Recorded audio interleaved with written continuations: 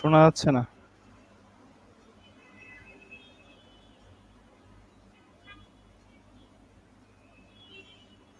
শোনা যাচ্ছে না।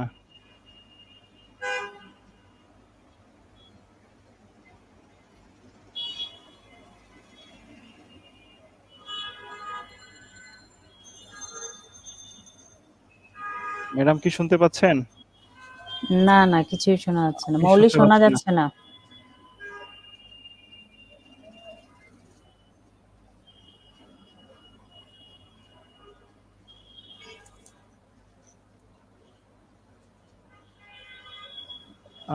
শোনা যাচ্ছে না মনে হয় কিছুই। একটু ফোন করি।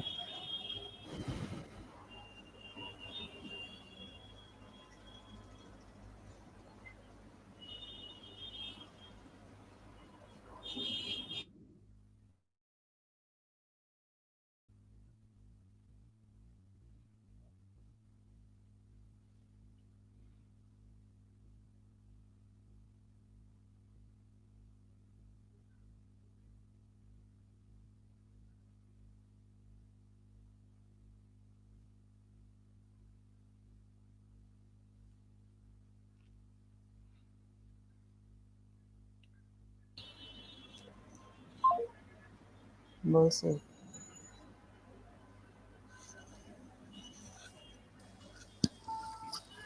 দুঃখিত, আমাকে কি ম্যাডাম এখন শুনতে পাচ্ছেন? হ্যাঁ শোনা যাচ্ছে। হ্যাঁ ঠিক আছে এখন। দুঃখিত দর্শক, সম্ভবত আমার ইন্ট্রোডাক্টরি আলোচনাটুকু আপনারা শুনতে পারেননি। আমি আবার একটু রিপিট করছি।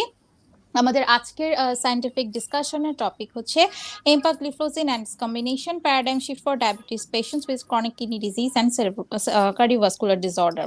এবং আমাদের আজকের অনুষ্ঠানে চেয়ারপারসন হিসেবে উপস্থিত আছেন বিশিষ্ট ডায়াবেটিস, থাইরয়েড, হরমোন এবং medicine specialist doctor Farhana Akter madam. Madam বর্তমানে অ্যাসোসিয়েট প্রফেসর এবং বিভাগীয় প্রধান হিসেবে কর্মরত আছেন department of endocrinology, Chittagong medical কলেজে। আসসালামু আলাইকুম ম্যাডাম। ম্যাডাম আপনাকে অসংখ্য ধন্যবাদ আমাদের আজকের অনুষ্ঠানে চেয়ারপারসন হিসেবে উপস্থিত থাকার জন্য। এবং আমাদের দর্শকরা আশা রাখছি আজকের এই আলোচনা থেকে অনেক কিছুই আসলে জানতে পারবেন। এবং আমাদের সাথে আজকে স্পিকার হিসেবে আছেন ডক্টর ইমরান রশিদ চৌধুরী স্যার। বর্তমানে স্যার অ্যাটেন্ডিং কনসালটেন্ট হিসেবে endocrinology and metabolism department Evercare হসপিটালে কর্মরত আছেন। স্যার আপনাকে অসংখ্য ধন্যবাদ আমাদের আজকে অনুষ্ঠানে উপস্থিত থেকে আমাদের আজকের টপিকটি প্রেজেন্ট করার জন্য। আমি এখন আমাদের চেয়ারপারসন ডক্টর ফারহানা আক্তার ম্যাডামের দৃষ্টি আকর্ষণ করছি। ম্যাডাম, আপনার অনুমতিক্রমে আমাদের আজকের সায়েন্টিফিক ডিসকাশন শুরু করতে চাচ্ছি। Thank you Mouli for nice introduction. আমার মনে হয় শুরু করা যেতে পারে। ধন্যবাদ ম্যাডাম।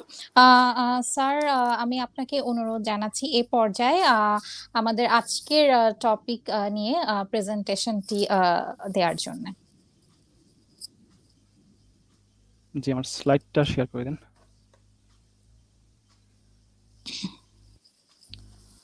আমাদের ব্যাকগ্রাউন্ডে টেকনিক্যাল টিমকে একটু অনুরোধ করছি হেল্প করার জন্য। ঠিক আছে।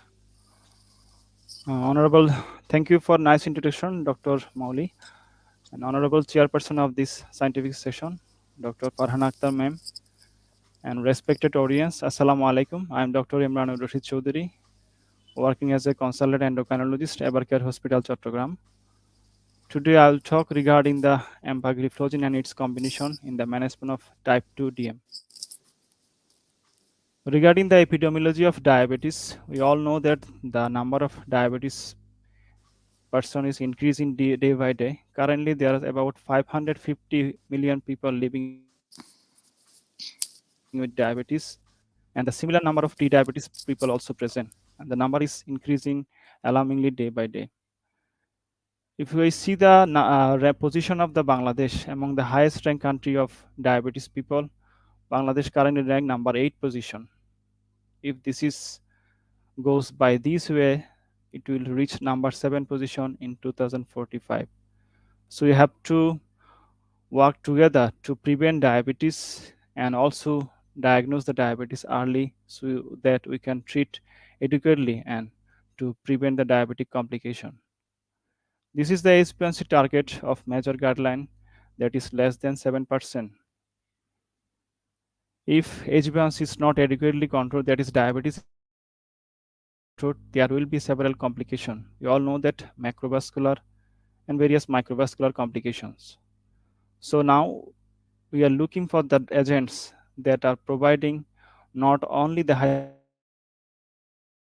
hyperglycemia reduction but also some additional benefit like cardiovascular or renal and other benefits. So this is the slide of ADA 2023 regarding the management of diabetes.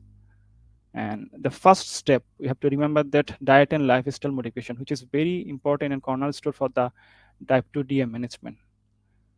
After that, we have to think, is there any indication of insulin or not?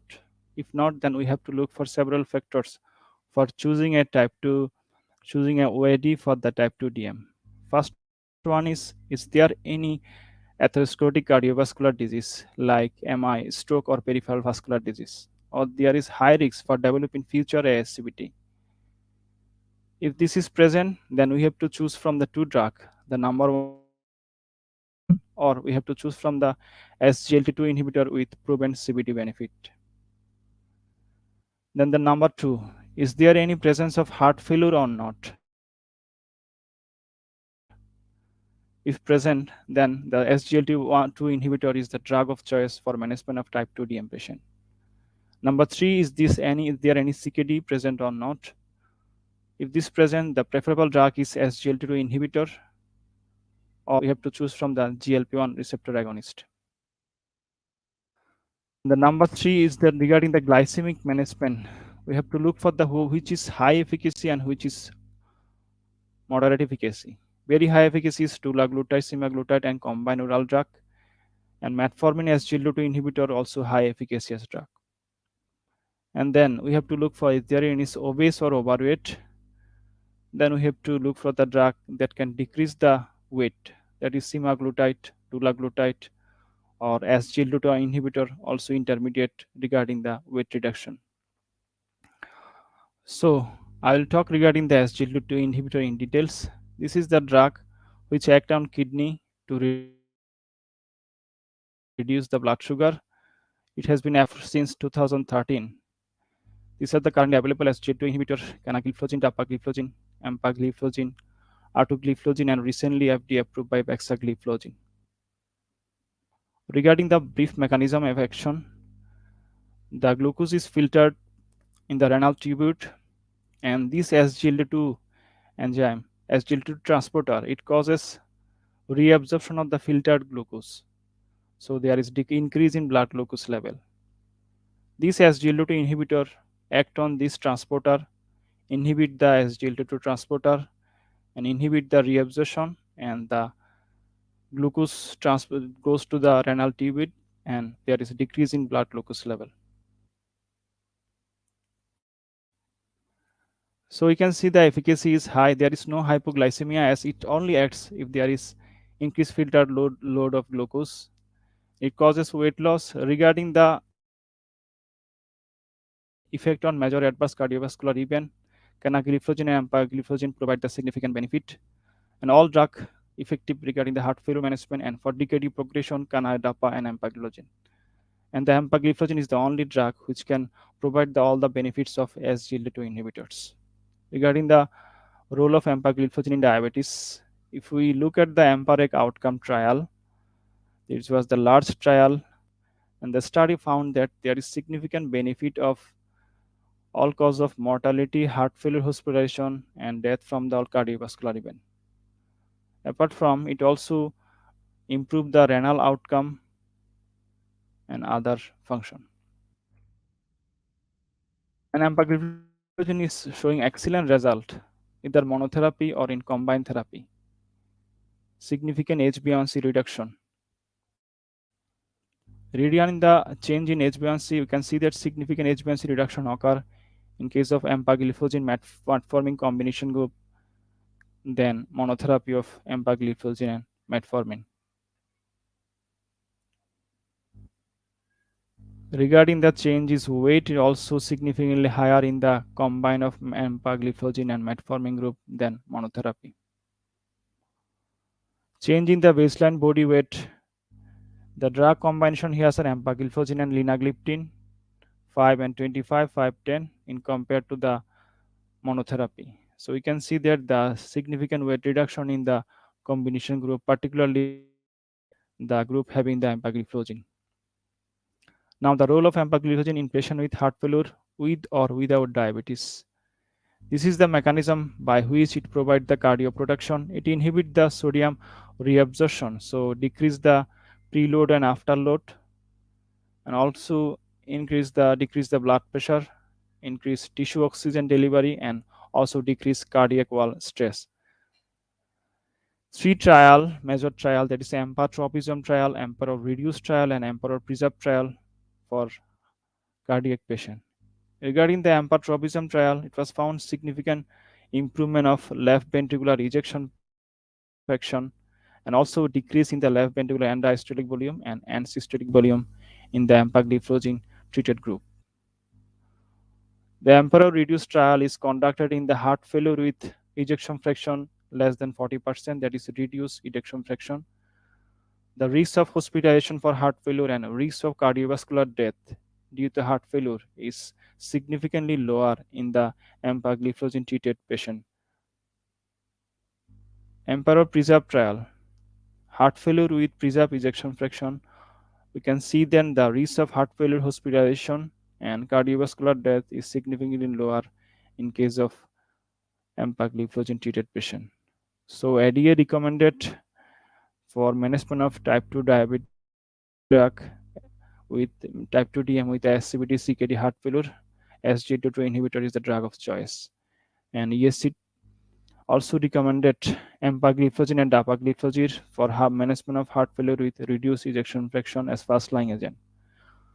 Regarding the renal safety, it reduced the hyperfiltration and also reduced the interglomerular pressure. By improving this, it improved nephropathy and reduced the risk of albuminuria and ultimately causes decreased CKD progression and improve of renal outcome. And we can use the empagliflozin up to eGFR more than or equal to 20, and it is recommended that once started it should be continued until renal replacement therapy. So empagliflozin is very safe drug for renal patient. And we have to look for several adverse effects, like there may be chance of AKI, particularly if there is predisposing factor like hypovolemia, there's any volume loss, or in case of pre-existing CKD patient, heart failure patient, or concomitant dose of use of diuretics and NSAID. So we have to careful regarding this. There may be chance of hypotension and volume depletion. There may be chance of urinary tract infection and necrotizing fasciitis and euglycemic decay. These are very rare, but we have to be careful to prevent this kind of complication. This is the mechanism of euglycemic decay. I'm not going through this. Regarding the dose, the starting dose of empagliflozin is 10 milligram and the maximum dose is 25 milligram. Here available preparation in BD is 10 and 25, and combination of metformin and linagliptin also present. So if we summarize the whole thing, the empagliflozin, that is SGLT2 inhibitors, it reduces the HbA1c, weight and BP significantly in diabetes. It reduces heart failure risks in both diabetics and non-diabetic people.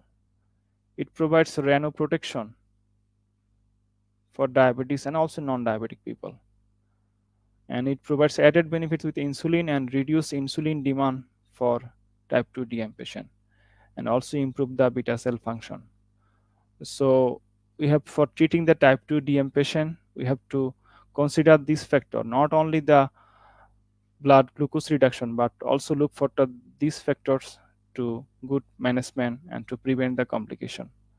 So this is the presentation from the my side, and thank you all for patient hearing. Thank you so much. অসংখ্য ধন্যবাদ sir একটি সুন্দর informative প্রেজেন্টেশনের জন্য।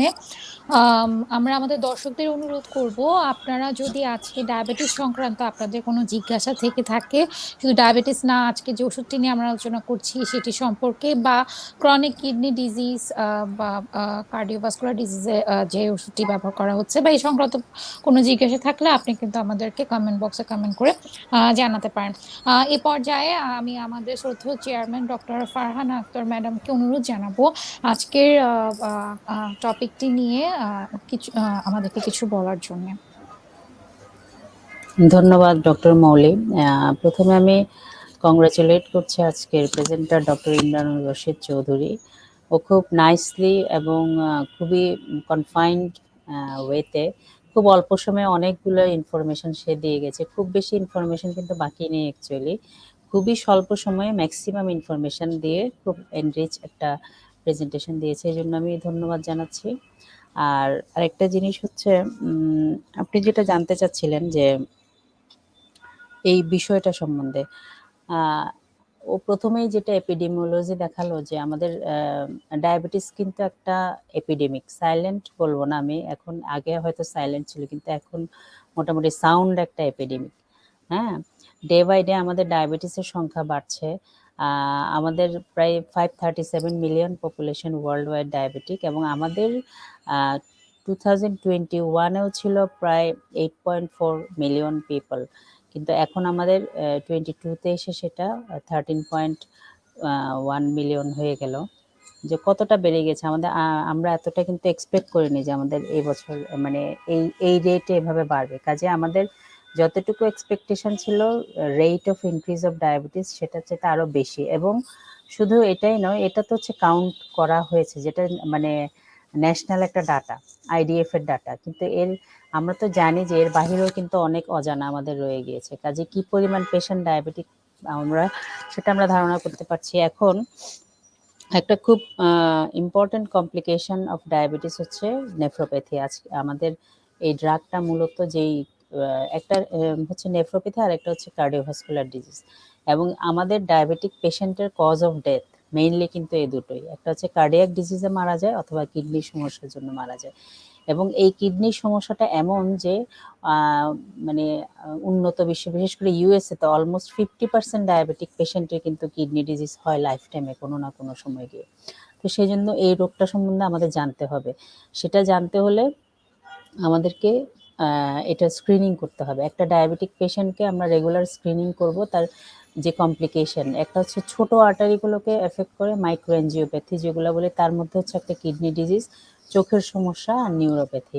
আর বড় আর্টারিকে যেটা effect করে সেটা হচ্ছে এটা যেটা বলছিল যে কার্ডিওভাস্কুলার ডিজিজ, অর্থাৎ হার্টের সমস্যা, স্ট্রোক, বা আমাদের পায়ের হাতের বড় বড় রক্তনালীগুলো, সেগুলোকে ইনভলভ করতে পারে। কাজে এই কমপ্লিকেশনগুলো আমাদের সার্চ করতে হবে, আমরা সার্চ করে তবেই এগুলা বের করতে হবে। সিমটম যখন চলে আসবে তখন মনে করতে হবে যে এটা অলমোস্ট অ্যাডভান্স। কাজে আমি সিমটমের জন্য অপেক্ষা করব না, আমাদের সার্চ করে বের করতে, স্ক্রিনিং করে বের করতে হবে। একটা ডায়াবেটিক পেশেন্টের কিডনি সমস্যা হলে আমাদের, আপনারা জানেন যে শুধু ডায়াবেটিক পেশেন্ট না, যে কোনো আমাদের বেশি কিডনির কাজটা কি, সেটা হচ্ছে আমাদের ওয়েস্ট প্রোডাক্ট এক্সক্রিট করা। হ্যাঁ, আমরা অনেক ওষুধ খাই যেটা কিডনি দিয়ে বের হয়ে যায়। কাজেই একটা পেশেন্টের যদি কিডনির কোনো সমস্যা হয় তাহলে অবশ্যই তাকে অনেক মেপে বুঝে শুনে আমাদের ওষুধ দিতে হবে। অনেক ওষুধ দেয়া যাবে, অনেক ওষুধ দেয়া যাবে না, আবার কিছু ওষুধ দেয়া গেলেও ফুল ডোজে দেয়া যাবে না, ডোজ রিডাকশন করতে হবে। এগুলো খুব ইম্পর্টেন্ট, মানে এগুলা মানে জানতেই হবে একটা কিডনি পেশেন্ট নিয়ে ডিল করতে গেলে। আমাদের একটা পেশেন্টের যদি ডায়াবেটিক পেশেন্ট কিডনির সমস্যা হয়, তাকে আমরা অ্যান্টি ডায়াবেটিক ড্রাগ দিতে গেলে অনেক ঝামেলায় পড়ি। টাইপ 1 হলে তো আরো বেশি ঝামেলা। আসলে টাইপ 1 এর জন্য আমার অপশন ইনসুলিন ছাড়া আর কিছুই হাতে নেই। হ্যাঁ, কিন্তু টাইপ 2 ডায়াবেটিক পেশেন্টের ক্ষেত্রে আমরা এতদিন যেটা খুব প্রবলেম ফেস করে আসছিলাম, যে বিভিন্ন ড্রাগ, ডায়াবেটিসের সালফোনাইল ইউরিয়া গ্রুপের ড্রাগ, তারপরে মেটফর্মিন গ্রুপের ড্রাগ, যেগুলো আমরা খুব অহরহ ব্যবহার করি, এগুলো কিন্তু অনেকগুলো সমস্যা তৈরি করে। বিশেষ করে মেটফর্মিন আমরা জানি যে ইজিএফআর 30 নিচে গেলে আমরা ইউজ করবো না, 8 and above 30 আমরা মেটফর্মিন ইউজ করি, এর নিচে গেলে আমরা বন্ধ করে দিতে হবে। অথচ এই ড্রাগটা কিন্তু সবচেয়ে কমনলি আমরা ইউজ করি ডায়াবেটিক পেশেন্টের। তারপরে হচ্ছে আপনার সালফোনাইল ইউরিয়া, এগুলাও অনেক সময় ব্লাড ইনসুলিন সেন্সিটিভিটি কিন্তু অনেক বেড়ে যায় পেশেন্টগুলো, সেক্ষেত্রে আমাদের এই হাইপোগ্লাইসিমিয়া হওয়ার একটা চান্স থাকে সালফোনাইল ইউরিয়া গ্রুপের ড্রাগসগুলো আমরা যদি দিই। তারপরে ধরেন DPP-4 ইনহিবিটর, এগুলোও কিছু আছে ডোজ রিডাকশন করতে হয়। কিন্তু একটা ড্রাগ যেটা ও আজকে প্রেজেন্ট করলো, আজকের একটা কম্বিনেশন ছিল, এই যে আমাদের স্ক্রিনে দেখা যাচ্ছে এমাজিড এল, অর্থাৎ এম্পাগ্লিফ্লোজিনের সাথে লিনাগ্লিপ্টিন। এই লিনাগ্লিপ্টিন এই একটা DPP-4 ইনহিবিটর, যেটা আমরা উইদাউট এনি ডোজ অ্যাডজাস্টমেন্ট আমরা কিডনি ডিজিজে ইউজ করতে পারি। এবং আমরা সবসময় বলি যে শুধুমাত্র একটা পেশেন্টের ডায়াবেটিসকে ট্রিটমেন্ট করলে হবে না, অ্যাজ এ হোল টোটাল পেশেন্টটাকে আমার ট্রিট করতে হবে। আমি শুধু ডায়াবেটিস দেখলাম, ওনার ব্লাড প্রেশার আছে কিনা, ওনার হার্টের সমস্যা আছে কিনা, কিডনির সমস্যা আছে কিনা, বা এমন একটা ওষুধ দিবে যেটা আমার চারোদিকে কাজ করবে, সব দিকে কাজ করবে, মানে সব দিক থেকে পেশেন্টের বডি ওয়েট কেমন, ওই ড্রাগটা হাইপোগ্লাইসিমিয়া করে কিনা, পেশেন্টের কোন বয়সের পেশেন্টকে আমি ট্রিটমেন্ট করছি, তারপর আমি যে ওষুধটা দিচ্ছি এটার এফিকেসি কেমন, এই যে বললো ইন্টারমিডিয়েট নাকি হাই এফিকেসি, তো এগুলো সবগুলো মিলিয়ে দেখে অ্যাজ এ হোল পুরো পেশেন্টটাকে আমার ট্রিটমেন্ট করতে হবে, নট শুধু ব্লাড সুগার। কাজে আমাদের ট্রিটমেন্টের মানে ধারণাটা একটু চেঞ্জ করে ফেলতে হবে। সেই দৃষ্টিকোণ থেকে খুব মানে এই যে এম্পায়ারিক আউটকাম একটা ট্রায়াল দেখালো, এই ট্রায়ালের পরে কিন্তু রাতারাতি গাইডলাইন চেঞ্জ হয়ে গেছে। আমরা যে গাইডলাইন ফলো করি আমেরিকান ডায়াবেটিস অ্যাসোসিয়েশনের গাইডলাইন, তো সেখানে আগে যেটা ছিল যে প্রথমে মেটফরমিন দিব যদি টলারেটেড থাকে এবং আনলেস আদার কন্ট্রাইন্ডিকেশন, এরপর আমরা অ্যাড অন থেরাপিতে যাবো, একটা ড্রাগ অ্যাড করবো। কিন্তু এখন বলছে যে না, এখন এই 23-তে এসে আরো চেঞ্জ, আগে মানে 22-তে অন্তত মেটফরমিন দিয়ে এরপরে আমরা এই বাকি যে GLP-1 রিসেপ্টর অ্যাগনিস্ট বা এম্পাগ্লিফ্লোজিনে যেতাম, কিন্তু এবার তারা কিন্তু রিজিড নেই যে মেটফরমিন দিতে হবে। আপনি শুরুতেই কিন্তু পেশেন্টকে দিতে পারবেন যদি পেশেন্টের অ্যাথেরোস্ক্লেরোটিক কার্ডিওভাস্কুলার ডিজিজ রিস্ক থাকে, অথবা হার্ট ফেলিওর, অথবা কিডনি ডিজিজ থাকে, তাহলে আমাদের ড্রাগ অফ চয়েস কিন্তু এগুলাই, এই যে GLP-1 রিসেপ্টর অ্যাগনিস্ট, অথবা আজকের যে ড্রাগটা যেমন এম্পাগ্লিফ্লোজিন, এক্সিলেন্ট একটা ড্রাগ এটা। হ্যাঁ, এটা আমরা সুবিধা হচ্ছে এটা আমাদের অনেকগুলো আপনারা ট্রায়ালে দেখেছেন যে major adverse cardiac events MACE এটা কমায়। সেখানে কি কি, যেমন কার্ডিয়াক হৃদরোগজনিত মৃত্যুর ঘটনা কম হয় এটাতে, তারপর হার্ট ফেলিওরের জন্য হসপিটালাইজেশন কম হয়, এবং স্ট্রোকের ঝুঁকিও কমায়। এবং কিডনির ক্ষেত্রে দেখা গেছে যে আমাদের যে EGFR কমে যাওয়াটাকে আমরা সাধারণত বলি যে এটা কিডনির জন্য ক্ষতিকর, এই EGFR ডিক্লাইন হওয়াটাও কিন্তু ডিলে করে বা হল্ট করে। হ্যাঁ, প্রোটিনুরিয়া কমায় এই ড্রাগটা, এই যে এম্পাগ্লিফ্লোজিন যেটা বলছে। তো এটার হচ্ছে অনেকগুলো বেনিফিট, এবং একই সাথে ওয়েট রিডাকশনও করে, কিন্তু not yet approved as weight anti obesity drug. হ্যাঁ, কিন্তু আমরা অনেকেই এটা নিয়ে জানি যে এটা কিছুটা ওয়েট, হয়তো অদূর ভবিষ্যতে এটাও হয়তো অ্যান্টি ওবেসিটি ড্রাগ হিসেবে অ্যাপ্রুভাল পাবে, কিন্তু এখনো সেটা বলার সময় আসেনি। কাজে অনেকগুলো বেনিফিট এই ড্রাগটার, কার্ডিয়াক দিক থেকেও খুবই ভালো, এবং renal protection, cardio renal protective. তো সেই জন্য এই ড্রাগটা হচ্ছে এক্সিলেন্ট একটা কম্বিনেশন। এবং সবচেয়ে ভালো হচ্ছে এটা আমরা ওই যে কিডনি পেশেন্টের ডায়াবেটিস ট্রিটমেন্ট করতে যে ঝামেলাগুলো আমাদেরকে পোহাতে হয়, এই পেশেন্টকে কিন্তু আমরা যদি EGFR তার 20-র উপরে থাকে, নিশ্চিন্তে আমরা এইসব পেশেন্টকে এই ড্রাগগুলো দিয়ে যেতে পারি।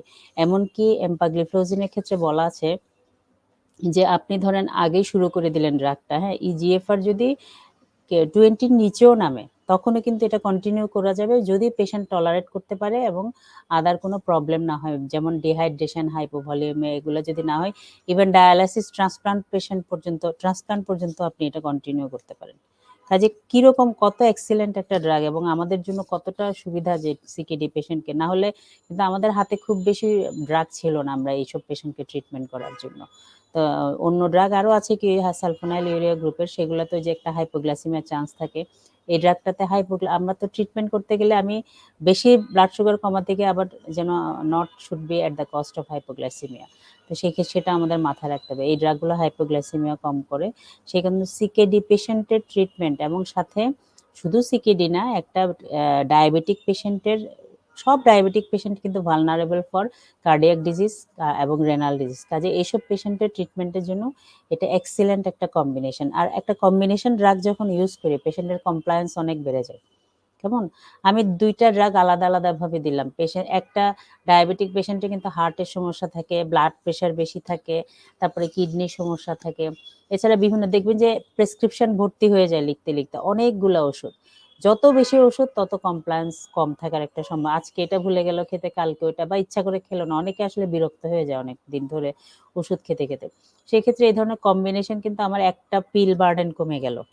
হ্যাঁ, তো সে এই দিক থেকেও কিন্তু পেশেন্ট কমপ্লায়েন্স অনেকটা বাড়ে। আর কম্বিনেশন অলওয়েজ আপনার ব্লাড সুগার খুব ভালো কন্ট্রোল করে, HbA1c টার্গেটে আনতে আমাদেরকে অনেক হেল্প করে। এবং আমাদের ক্যানাডিয়ান ডায়াবেটিস অ্যাসোসিয়েশন যে guideline, ESD guideline, AAC guideline, তারপরে এডিএ আমেরিকান ডায়াবেটিস অ্যাসোসিয়েশন, প্রত্যেকেরই একটা মানে মোটামুটি মোরলেস 1.5 থেকে 2% HbA1c যদি বেশি থাকে আমাদের টার্গেটের, হ্যাঁ, তাহলে আমরা সেখানে বলাই আছে যে আমরা কম্বিনেশন থেরাপি ইউজ করতে পারবো।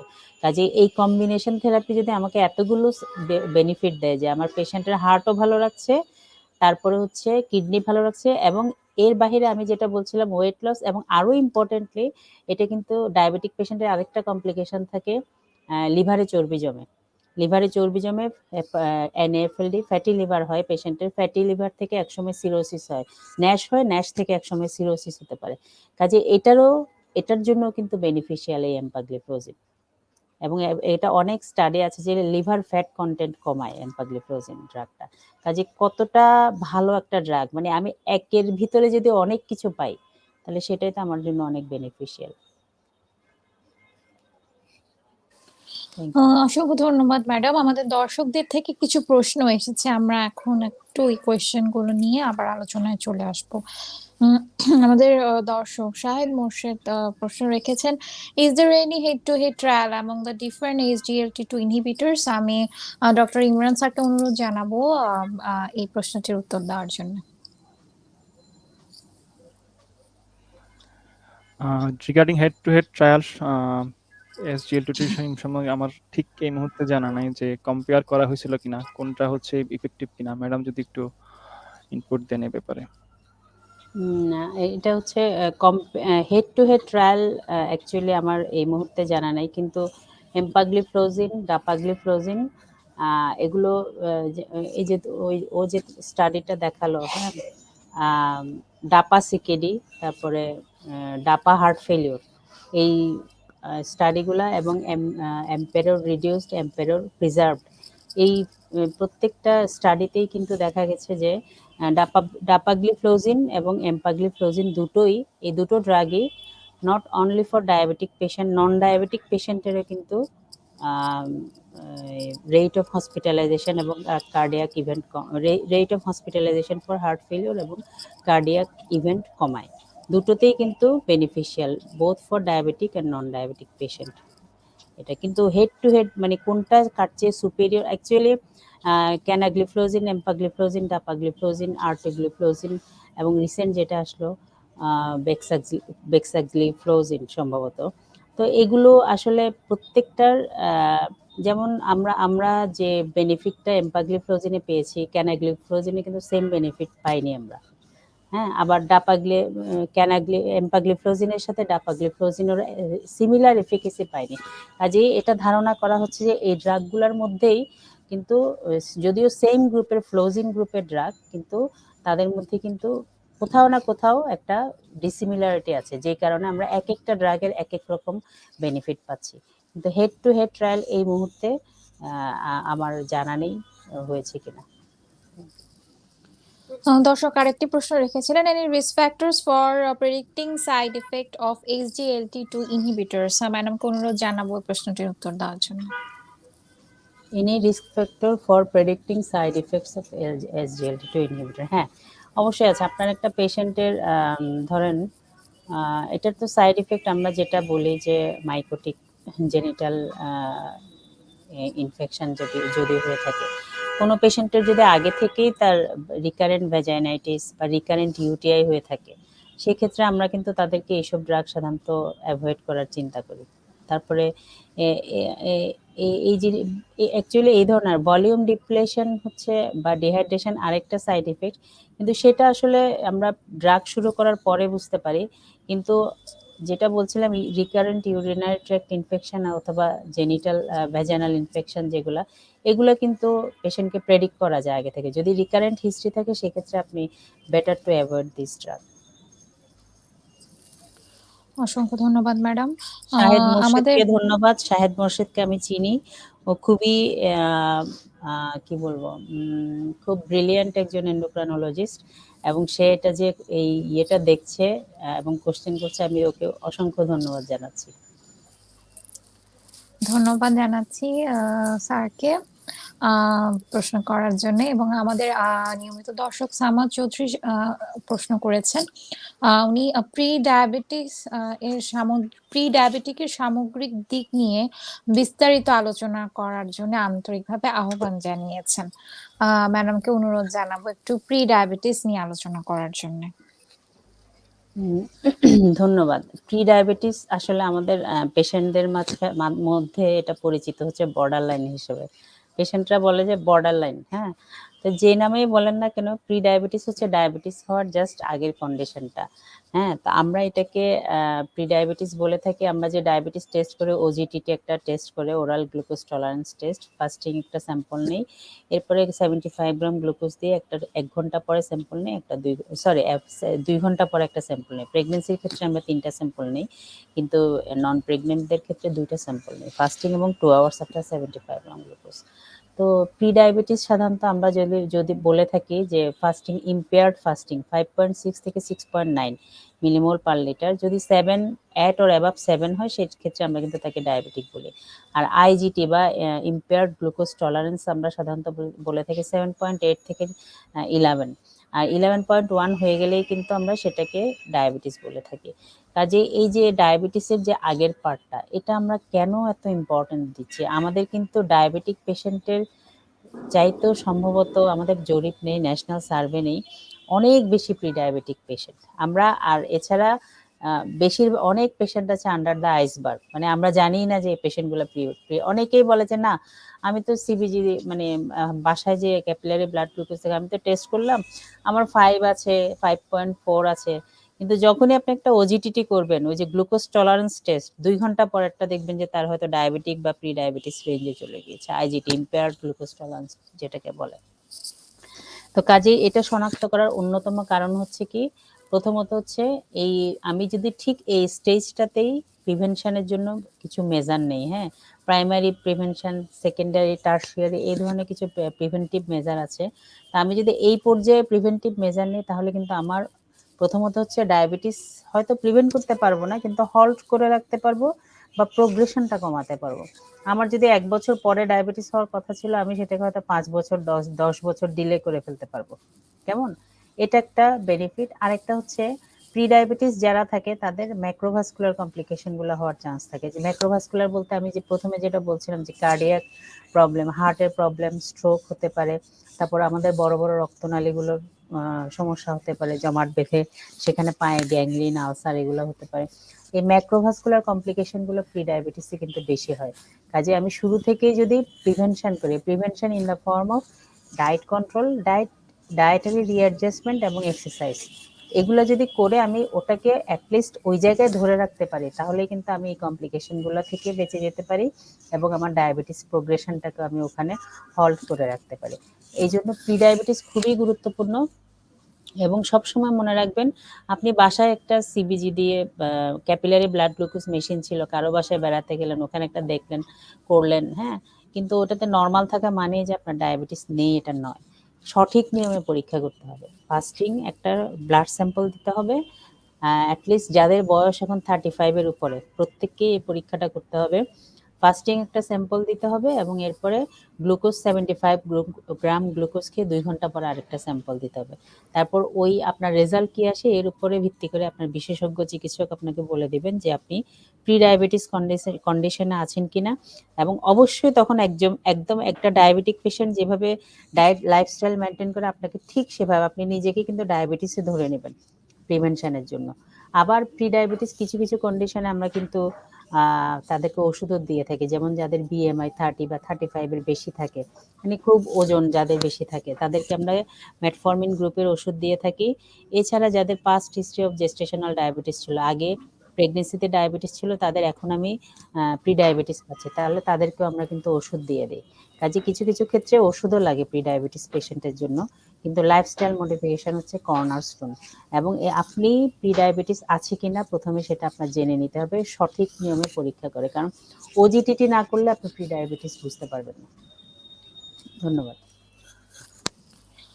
অসংখ্য ধন্যবাদ ম্যাডাম। এখন আমরা একটু আলোচনায় আসতে চাচ্ছি। আমাদের আজকে আসলে আলোচনা করছিলাম যে এম্পাগ্লিফ্লোজিন সিকেডি এবং কার্ডিওভাস্কুলার ডিজিজে ডায়াবেটিক পেশেন্টদের ক্ষেত্রে কতটুকু এফেক্টিভ। ম্যাডাম আমরা এখন জানতে চাচ্ছি, এই যে আমরা বলছি যে ক্রনিক কিডনি ডিজিজে একটি জটিলতা ডায়াবেটিসে, ম্যাডাম ডায়াবেটিস আক্রান্ত রোগীদের মধ্যে কারা আসলে উচ্চ ঝুঁকিতে থাকেন সিকেডিতে আক্রান্ত হওয়ার? আর যেহেতু আমরা আলোচনায় জানতে পারলাম যে শুরুর দিকে অ্যাডভান্স স্টেজে গিয়ে লক্ষণ প্রকাশ পায়, শুরুতে তেমন কোনো লক্ষণ প্রকাশ পায় না, বলেছিলেন যে স্ক্রিনিং এর আওতায় আসতে, আসলে কিভাবে এই স্ক্রিনিংটা করা হয়? ধন্যবাদ। দুটো প্রশ্ন আপনার, স্ক্রিনিং কিভাবে করা হয় আর একটা হচ্ছে কাদের হয়। আমি প্রথমেই বলি কাদের হয় ডায়াবেটিস কিডনি ডিজিজ বা নেফ্রোপ্যাথি আমরা বলে থাকি ডায়াবেটিসের। এটা হচ্ছে আনকন্ট্রোলড ডায়াবেটিস অন্যতম কারণ। এই জন্য আমরা একটা পেশেন্টের যখন প্রথমে ডায়াবেটিস ধরা পড়ে আমরা কিন্তু ইন্টেন্সিভ কন্ট্রোলে চলে যাই, মানে খুব দ্রুত তার ব্লাড সুগারটা কন্ট্রোল করে ফেলতে হবে। কারণ আমি যদি ধীরে ধীরে খুব স্লোলি কন্ট্রোল করে ধরেন অনেক দিন সময় না আরেকটু দেখি এভাবে কিন্তু পেশেন্টের অনেক ক্ষতি হয়ে যায়, যেটা ইরিপেয়ারেবল। হ্যাঁ, পরে ব্লাড সুগার কন্ট্রোল করেও আমি আর বেনিফিটটা পাই না। এই জন্য প্রথমেই তাকে ইন্টেন্সিভ থেরাপি দিয়ে কন্ট্রোল করে ফেলতে হবে। কাজে দীর্ঘ সময় যদি আনকন্ট্রোল ডায়াবেটিস থাকে, এটা একটা কারণ। সিকেডি হতে পারে। আনকন্ট্রোল ব্লাড প্রেশার হাইপারটেনশন যদি থাকে তাদেরও সিকেডি হতে পারে। তারপরে ধরেন আপনার কারো যদি হাই কোলেস্টেরল থাকে, সাথে যদি ইসকেমিক হার্ট ডিজিজ অর্থাৎ হার্টের কোনো রোগ থাকে, কার্ডিওভাস্কুলার ডিজিজ থাকে, স্মোকিং, হ্যাঁ, এবং ইম্পর্টেন্ট হচ্ছে family history of diabetes nephropathy. ফ্যামিলিতে যদি তার বাবা, হ্যাঁ, তার বা অন্য কোনো আত্মীয়ের ফার্স্ট ডিগ্রি রিলেটিভ কারো যদি ডায়াবেটিক নেফ্রোপ্যাথির একটা হিস্ট্রি থাকে, ডায়াবেটিস নেফ্রোপ্যাথি, তাহলে কিন্তু ওই পেশেন্টের একটা ঝুঁকিতে থাকে তার ডায়াবেটিক নেফ্রোপ্যাথি ডেভেলপ করার। এইসব পেশেন্টকে আমাদের সবসময় খুব মানে 1 নাম্বার ঝুঁকিতে রাখতে হবে আর কি। স্ক্রিনিংটা আমরা কিভাবে করব? আমাদের সাধারণত টাইপ 1 ডায়াবেটিক পেশেন্ট যারা আসে তাদেরকে আমরা টাইপ 1 আপনারা জানেন যে একটা অটোইমিউন রিঅ্যাকশন হয়। যেহেতু অটোইমিউন রিঅ্যাকশন এটা খুব ফ্লোরিড এবং র্যাপিড প্রেজেন্টেশন হয়, কমপ্লিকেশনের সময়টা থাকে না। আমরা এই জন্য এসব পেশেন্টকে 5 বছর পরে স্ক্রিনিং করি। আর যারা টাইপ 2 ডায়াবেটিক পেশেন্ট এরা তো দীর্ঘদিন মানে প্রসেসটা চলতে থাকে। আমাদের কাছে যখন ধরা পড়ে তার ডায়াবেটিস হয়তো মানে এই প্রক্রিয়াটা শুরু হয়েছে আরো অনেক বছর আগে। কাজেই এরা কিন্তু অনেক সময় কমপ্লিকেশন নিয়েই আসতে পারে আমাদের কাছে। সেজন্য এট দ্য বিগিনিং মানে শুরুতে ডায়াবেটিস টাইপ 2 ডায়াবেটিস ধরা পড়ার সাথে সাথেই ওই পেশেন্টের স্ক্রিনিং করতে হবে তার নেফ্রোপ্যাথি আছে কিনা।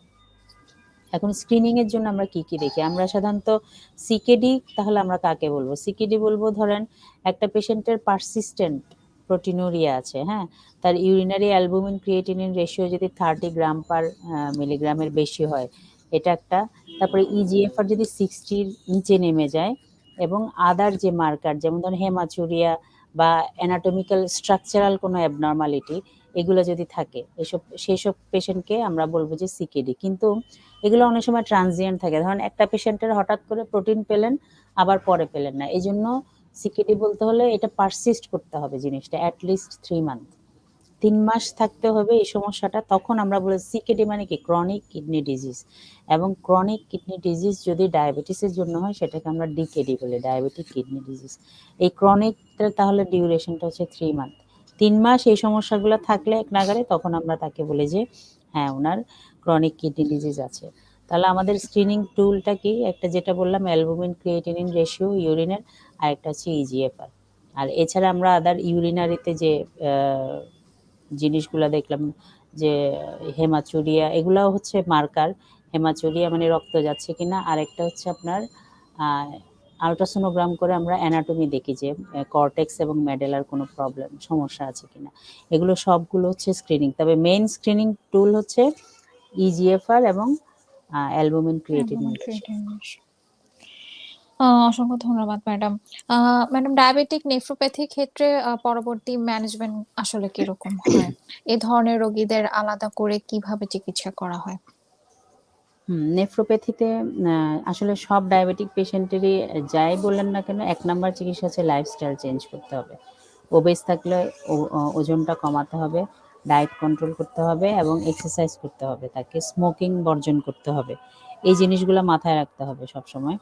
এই লাইফস্টাইল মডিফিকেশনের পরেই আসে আমাদের ড্রাগস।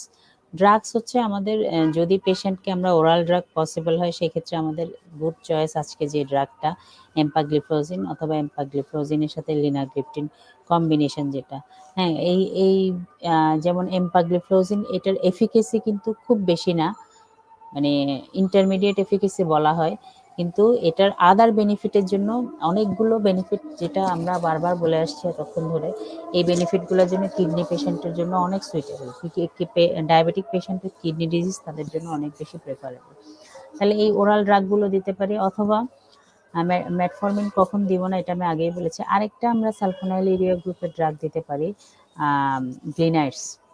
এই এই গ্লিপিজাইডও আমরা ইউজ করতে পারি up to certain limit, glinides use করতে পারি।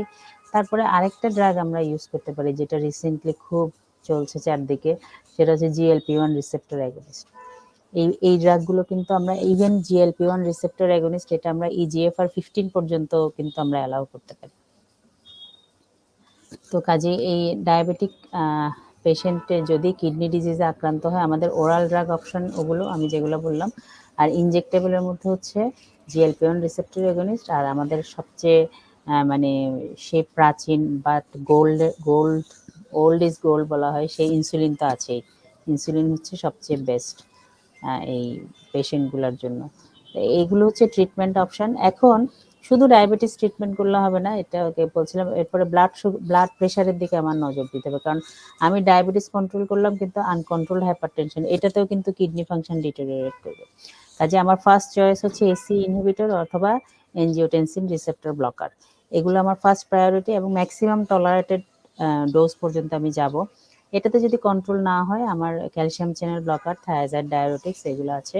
এরপরও না হলে আলফা ব্লকার, এগুলোতে আমি যাব। সাধারণত আমি স্টেপ বাই স্টেপ একটা ড্রাগের পর আরেকটা কম্বিনেশন অ্যাড করব, এবং আমাদের টার্গেট হচ্ছে একটা পেশেন্টে যদি ডায়াবেটিস এবং অ্যাথেরোস্ক্লেরোটিক কার্ডিওভাস্কুলার রিস্ক যদি উইদিন 10 ইয়ার্স মোর দেন 15% থাকে, তাদের জন্য ব্লাড প্রেশারের টার্গেট হচ্ছে লেস দেন 130/80।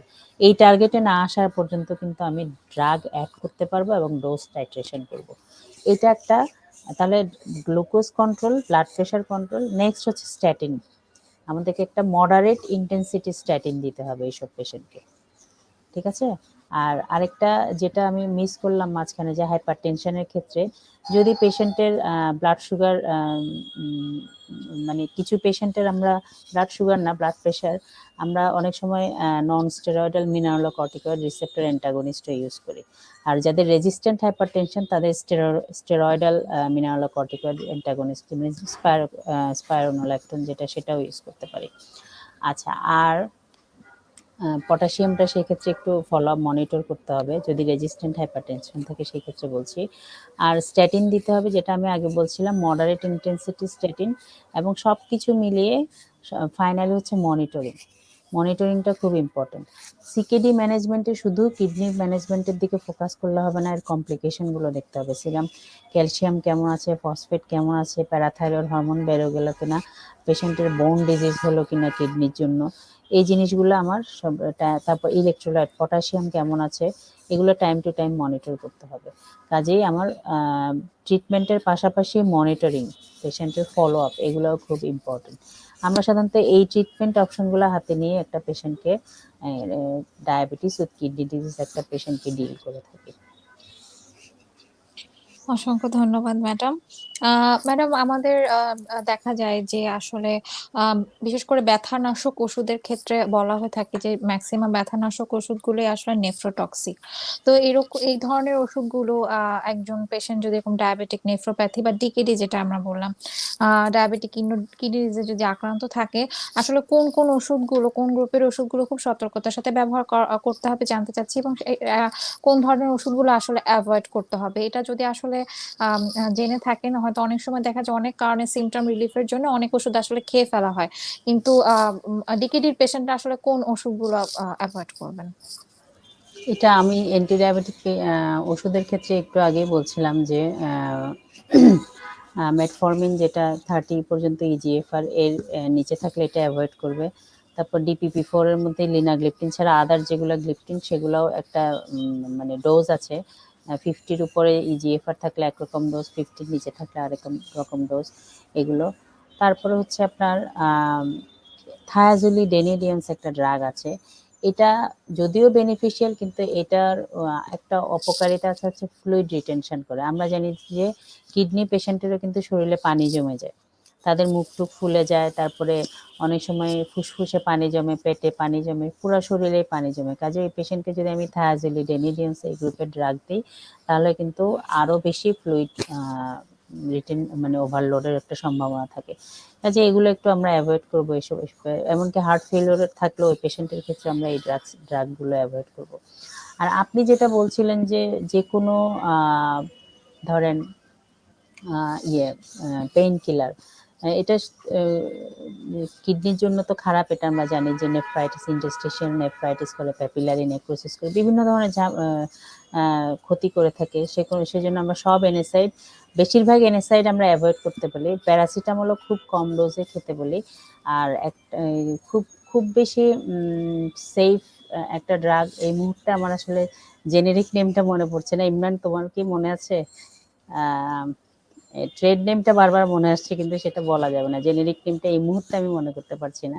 শুধুমাত্র একটা ড্রাগই সেফ আছে এই এনএসএড মানে পেইন কিলার হিসেবে ডায়াবেটিক পেশেন্ট, এই কিডনি ডিজিজের পেশেন্টের জন্য। আদারওয়াইজ বেশিরভাগ এনএসএড কিন্তু আমরা অ্যাভয়েড করে থাকি।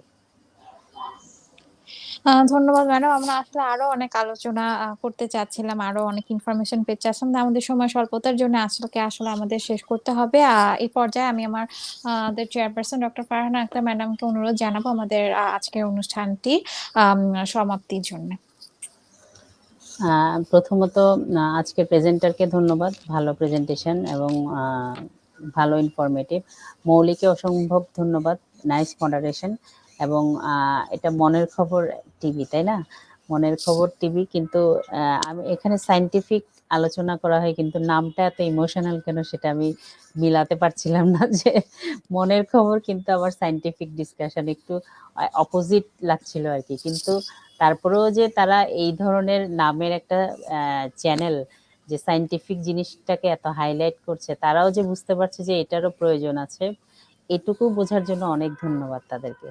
আপনাদেরকে ধন্যবাদ, আপনারা এই সায়েন্টিফিক প্রোগ্রাম অ্যারেঞ্জ করেছেন। কারণ মানুষ আসলে এই ধরনের চ্যানেল বা ইয়েতে সবসময় আনন্দ, গান বাজনা, আবৃত্তি, এই ধরনের জিনিসগুলো শুনতে খুব অভ্যস্ত। সায়েন্টিফিক কথা মানুষ কিন্তু শুনতে চায় ম্যাডাম, না। আমি এক্ষেত্রে একটু বলতে চাই, আসলে মনের খবর টিভি আসলে মানসিক স্বাস্থ্য নিয়ে কাজ করে, এজন্য আসলে নামটা মনের খবর টিভি। কিন্তু মনের খবর টিভি বিশ্বাসী যে আসলে মানসিক স্বাস্থ্যের সাথে শারীরিক স্বাস্থ্যটাও জরুরি, এ কারণে আসলে উভয় দিকেই জোর দেওয়া হয়। একই সাথে মানসিক স্বাস্থ্যের পাশাপাশি আমরা চেষ্টা করছি যে শারীরিক স্বাস্থ্য নিয়েও সচেতনতা সৃষ্টির জন্য। এটা তো আরো ভালো, কারণ আমরা শারীরিক স্বাস্থ্য নিয়ে অন্তত যতটুকু সচেতন, মনের স্বাস্থ্য তো টোটালি নেগলেক্টেড। কাজে মনের স্বাস্থ্যকে আপনারা হাইলাইট করে একটা চ্যানেল করছেন, একটা প্রোগ্রাম কন্টিনিউ করছেন, এটা আসলে খুবই ভালো। আমি খুবই অ্যাপ্রিসিয়েট করি আপনারা। বিশেষ করে আমি অ্যাডভাইস করব যে দেশের বিভিন্ন শিক্ষা প্রতিষ্ঠানে, যেমন ধরুন ইউনিভার্সিটি, স্কুল, মেডিকেল কলেজ, বিশেষ করে আপনারা যেহেতু ডাক্তারদের এই সায়েন্স নিয়ে এই যে বিষয়গুলোর সাথে জড়িত, মেডিকেল কলেজ স্টুডেন্টদেরকে নিয়ে যদি আপনারা কোনো প্রোগ্রাম করতেন আমি খুব খুশি হতাম। কারণ অনেক ছাত্রছাত্রী কিন্তু ডিপ্রেশনে ভোগে, বিশেষ করে পড়াশোনার চাপে, এবং রিসেন্টলি একটা স্টুডেন্ট সুইসাইড করলো। তা আমরা এইগুলো কামনা করি না। যদি আপনাদের মনের খবর টিভির সত্যিই মোটিভ এটাই থাকে যে মনের খবরটা বের করা, তাহলে ওই স্পেসিফিক পপুলেশন টার্গেট করে আপনারা যেন এই জিনিসটাকে তুলে ধরে আনেন। কারণ আপনি তুলে ধরে আনলেই কিন্তু মিডিয়া তো আসলে সমাজকে দেখিয়ে দিবে, এরপরে সমাজ তার দায়িত্ব পালন করবে, আপনি আপনার দায়িত্ব পালন করবেন দেখিয়ে দিয়ে। কাজেই আমি আপনাদেরকে খুবই রিকোয়েস্ট করবো যে মেডিকেল কলেজের স্টুডেন্টদেরকে নিয়ে একটা প্রোগ্রাম করার জন্য, তাদের মনের খবর বের করে আনার জন্য, এবং আমাকে লিংক দিলে আমি অবশ্যই সেটা দেখব। আমি অসংখ্য ধন্যবাদ জানাচ্ছি সুন্দর একটা প্রোগ্রাম করার জন্য, এবং আরো অনার যে এখানে আমাকে চেয়ারপারসন হিসেবে ইনভাইট করার জন্য। Thank you very much. ধন্যবাদ জানাচ্ছি আমাদের শ্রদ্ধেয় চেয়ারম্যান ম্যাডাম এবং আমাদের আজকের সুন্দর প্রেজেন্টেশনের জন্য ডক্টর ইমরান রশিদ চৌধুরী স্যারকে। এই পর্যায়ে আমি মনের খবর টিভির পক্ষ থেকে সবার কাছ থেকে বিদায় নিচ্ছি। এসকেএফ ফার্মাসিউটিক্যালস লিমিটেডকে অসংখ্য ধন্যবাদ তাদের আয়োজনে সায়েন্টিফিক ডিসকাশনটির জন্য। মনের খবর টিভির পক্ষ থেকে সবাইকে বিদায় জানিয়ে আজ এখানেই শেষ করছি। সবাই সুস্থ থাকবেন, ভালো থাকবেন, মনের খবর টিভির সাথে থাকবেন। ধন্যবাদ।